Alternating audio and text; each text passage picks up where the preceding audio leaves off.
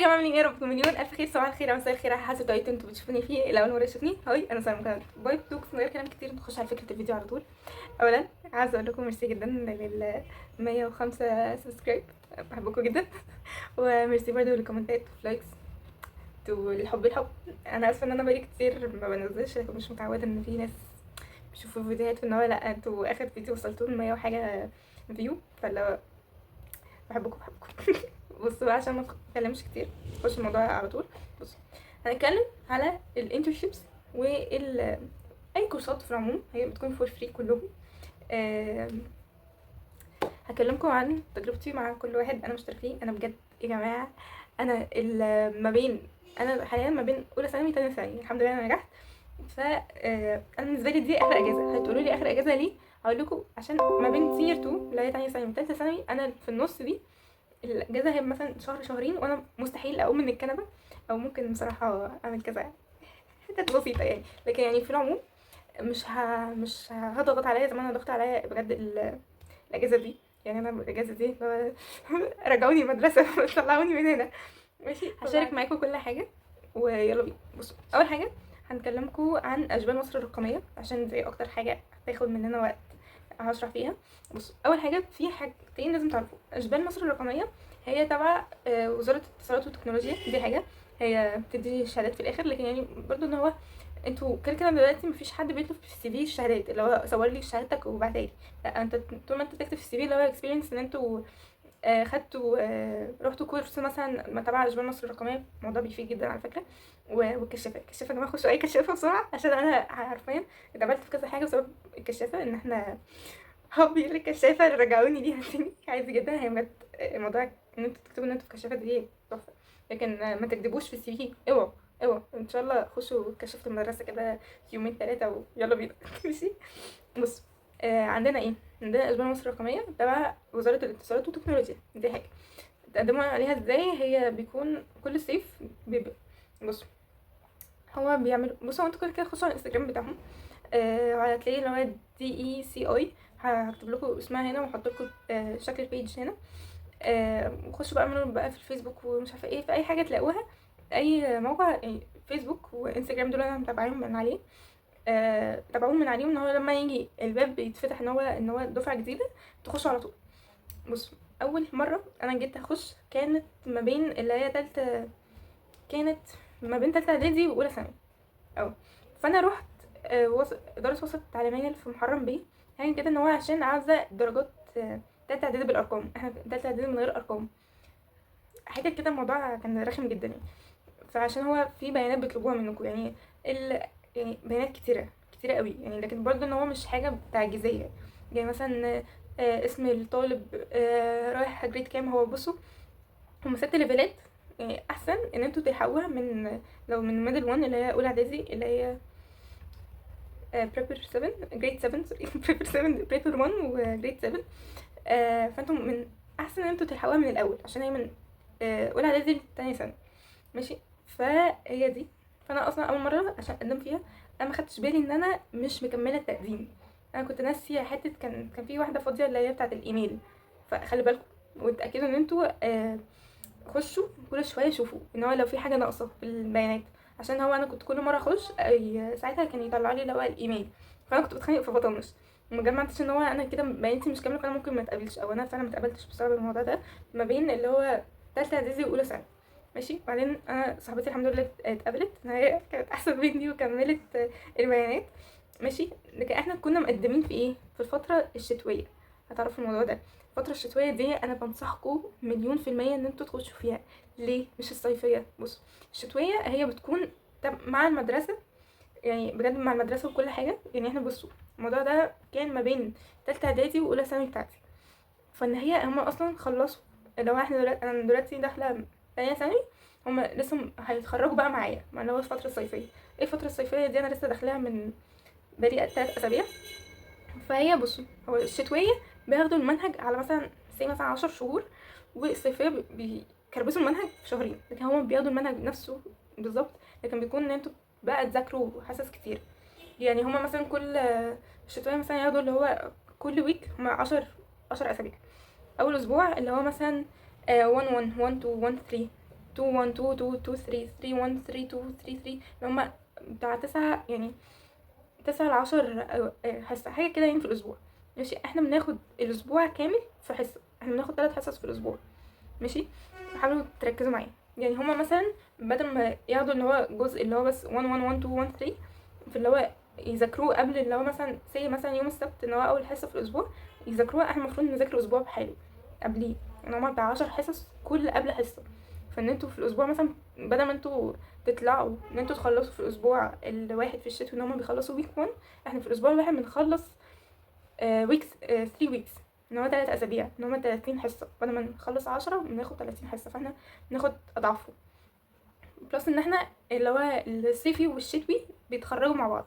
يعني انا صاحبتي داخله ما بين اولى تالتة اعدادي واولى ثانوي اللي انا وهي قدمنا فيها، انا لسه داخله بقالي 3 اسابيع، احنا الاثنين هنتخرج مع بعض، هي اوريدي خلصت المنهجيه اللي هما مستنيين يعني ان احنا نخلص عشان نتخرج مع بعض. ماشي، دي حاجه انا مش عايزه اطول بس الفيديو يكون طويل. فهو كده ايه بقى حواري مع اشبال مصر الرقميه. بصوا، اول حاجه انتوا هتخشوا تقدموا عادي جدا. انتوا المفروض في 3 مواد انتوا تجيبوا اعلى من 90%. يعني ايه 90%؟ يعني مش المجموعه في الاخر تكون 90%، لا، ان هو مثلا في ماده هما 3 مواد، الانجليش والماس والساينس تقريبا. انجليش والماس والساينس المفروض كل ماده تجيبوا فيها اعلى من 90. يعني مثلا تجيبوا مثلا الماس من 60، فان انتوا بدل ما ان هي مثلا مثلا انتوا جايبين 58 من 60، تجيبوا اللي هو تعملوا ايه بقى، تخشوا على آلة حاسبة تعملوا 58 على 60 في اللي هو تايمز 10 تايمز 100 احي عشان يجيب لكم بتاع مجموعكم كام في المية. ماشي، فالمهم يعني هتحاولوا تعملوا الموضوع ده في الاخر لغايه ما تخشوا بقى تكتبوا البيانات كلها، وبعدين انتوا خلاص اتاكدتوا ان انتوا مفيش بيانات نسينا اوعى تعملوا غلطتي. ماشي، وخلاص كل حاجه هتستنوهم هما مثلا بيقعدوا يطولوا شويه، لكن هو يعني تقريبا بعد شهر شهرين لغايه ما يردوا، مش يردوا ان هم يقولوا ان هو خلاص بنشوف البيانات، ان هم بالنسبه انه في ناس كتير قوي بيقدموا. ف اسمه ايه ده، قولوا معايا. فاستنوهم وتابعوهم على انستجرام مثلا او فيسبوك لغايه ما يقولوا ان هو خلاص احنا عملنا البيانات، وكل واحد يخش يشوف اللي هو احنا خلاص صفينا. فان هو حاجه كده ان هو خلاص احنا شفنا البيانات وشوفوا مين اللي اتقبل ومين اترفض. هتخشوا عادي جدا على الصفحه على اللابتوب. انتوا برضو مش شرط ان انتوا تكونوا معاكم اللي هو لابتوب اللي هو الحاسوب اسمه ايه ده. ف مش عايزاكم تملوا مني، لكن اللي هو حاولوا تفهموني. فاللي هو يعني انتوا خلاص معاكم بتخشوا يا اما تلاقوا كلمه accepted يا اما rejected، حاجه بالاي او بالار. لو بالاي فهو accepted فان انتوا نجحتوا، هبعت لكم بعديها ايميل بقى على الايميل اللي انتوا كاتبينه. والاحسن ان انتوا اول ما تعرفوا ان انتوا accepted لازم كل يوم، بسبب الموضوع ده انا كل يوم بفتح الايميل بتاعي اتاكد ان هو مش باعتين لي حاجه، عشان الموضوع موتر جدا لدرجه ان هم مثلا لو اتخانقوا منكم انتوا ما بتردوش. هم بعتوا لي قبل كده على الواتساب، لكن يعني انا اسفه انا اسفه لكم جدا يعني يا جماعه والله يعني انا ماليش دعوه. فهم في العموم بيقعدوا يبعتوا حاجات على الجيميل، فانتوا لازم تركزوا مع الجيميل. لو ريجكتد فشوفوا انتوا ممكن هتلاقوا يا اما داخلين بيانات غلط يا اما كان العدد المكتمل كده، لكن ما اظنش ان هو هتلاقوا ريجكتد غير لو مثلا كاتبين حاجه غلط جايبين مجموعه اقل من 90 اصلا مش هيدخلكم. يعني هو بيعمل تلاقوا قلب لونه احمر. في العموم انا بخش ازاي بقى، هو بيبعت لي مثلا ايميلات. هو دلوقتي بيبعت لي ايميلات بقاله 3 اسابيع مثلا، بعت لي ايميلات كتيره قوي مثلا بتاع 10 ايميلات حاجه كده. اول حاجه انا كنت اللي انا مكنتش عارفاه ان انا المفروض اخلص اسبوع. يعني هو عندكم بصوا انا هفتح لكم معايا المنصه اهي من على اللابتوب هنا، بس عشان لما تلاقوني ببص هنا ما تفهموش يعني اهو. مش هوريكم. بصوا بنفتح بيكون كاتبين لكم بعتين لكم اول ايميل ده في اللي هو الاسم المستخدم اللي هو اليوزر نيم، هتلاقوا كاتب لكم حروف وارقام كده انقلوه. بعدين بيحطوا لكم برده كلمه سر بتحطوها، بعدين بتخشوا بتغيروا بقى كلمه السر اللي انتوا عايزينها. ماشي، وبعدين بيخرجوا تاني ان انتوا تخشوا بقى باليوزر ده بيفضل ما بتغيروش، وبتحطوا بقى كلمه السر اللي انتوا عايزينها. ماشي، وبعدين تدوسوا تسجيل دخول. ماشي، بعدين بيفتح لكم على يعني عايزه اوريكم لكن استنوا اخبي اسمي.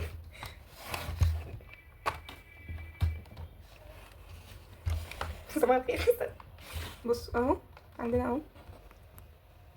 ماشي، اهو ده المفروض لو عايزين حاجه مهمه قوي هم عايزينها يبعتوها لنا، او مش يبعتوا لنا حاجه مهمه بيعملوها هنا. هنا انا مش شايفه، انا مش شايفه. فيديو المحاضره الترفيهيه. آه مش عارفه بصراحه. استنى بس. كان في اللي هي اسمه ايه ده، اللي بيعرفكم تقريبا عنها، اللي كان انا ما شفتش الترفيهيه دي اول مره. تعريفيه، اوكي انا بقرا غلط. التعريفيه دي اصلا بيقعد، كان هيبعتها لكم في الايميل برضو، في فيديوهين، 3 فيديوهات كده هيعلمكم ازاي بتتعاملوا مع اللي هو تدخلوا باسورد، ويشرح لكم نفس الحاجات اللي انا لسه شرحها من شويه، وان هو ده بتستفادوا منه بايه. بصوا اول حاجه عندنا اللي هو زي ما وريتكم الحاجه الكبيره دي، وبعدين اللي هو الحصه التعريفيه، وبعدين عندنا الحته دي. ما تركزوش معايا عشان انا متاخره اصلا في المنهج. فعندنا بصوا دول 3 رسومات انا خدتهم، انا متفرجه على اسبوعين. هو احنا المفروض في الاسبوع الخامس، فانا متاخره جدا يعني، ما تركزوش معايا. خدت 3 رسومات و150 نقطه. ماشي. عندنا حاجه هنا اتعلم الذاتي. ده المفروض اللي هو الويكس اللي انتوا بتذاكروهم قبل ما تحضروا الحصه. الحصه اصلا انتوا بصوا هي بتكون اونلاين، هوريكم. هي المفروض اللي هي الحصص الافتراضيه دي بتكون اونلاين، ليكم ميعاد انتوا بتختاروا برضو، تختاروا انتوا عايزين يوم ايه والساعه كام. هو يا اما حد وتلات وخميس، يا اما سبت واثنين واربع، يعني انتوا تصرفوا معايا. ماشي. وبعدين عندكوا الساعه 9 ومش عارفه الساعه 9. بصوا انا اللي انا مركزه اللي هو 9، وكانت تقريبا 12 والساعه 4. مش فاكره في ساعه في النص ولا لا. لكن انا في المجموعه من الساعه 9 ل 12 هما 3 ساعات. وكنت عايزه اكون في الساعه 4. انا عايزه انقل اصلا المجموعه، عشان انا هيكون عندي حاجه الصبح، فانا بحاول في حاجه تحت اسمها الدعم في العموم. ماشي. فانتوا التعلم الذاتي ده يعني بصوا هفتحها لكم، انا مش شايفه. ماشي اهو. بصوا ما تركزوش مع رياكشناتي وانا بعمل حاجه مش مركزه معاكم، عشان هتلاقي الموضوع غريب. بصوا انا دلوقتي في ويك 2. بصوا اهو عندنا ال3 دول. اول حاجه عندنا اصلا هيكون عندكم الحصه التعريفيه فوق اللي كمان خلصتها فهي اتشالت. عندنا دي اللي هي موديول 1 كمبيوتر. دي بصوا عندكم اول سيشن اللي هو introduction of computers to computers، وعندكم section 2 اللي هي week 2 اللي هو understanding computers، وعندنا اللي هو hardware components، وعندكم week 3 اللي هو session 3 اللي هو software and basics. حته شعر. ماشي. بص هو مثلا حاجات بتكون شبه كده اهو، بس انا عايزه اشوف يعني، مش عارفه اتعامل. بحاول ابص من عندكم في نفس الوقت استنى اقسم بالله مش شايفه الموضوع. بصوا اهو يعني في عندنا، انا ممكن اوريكم اسهل كده. ثانيه واحده.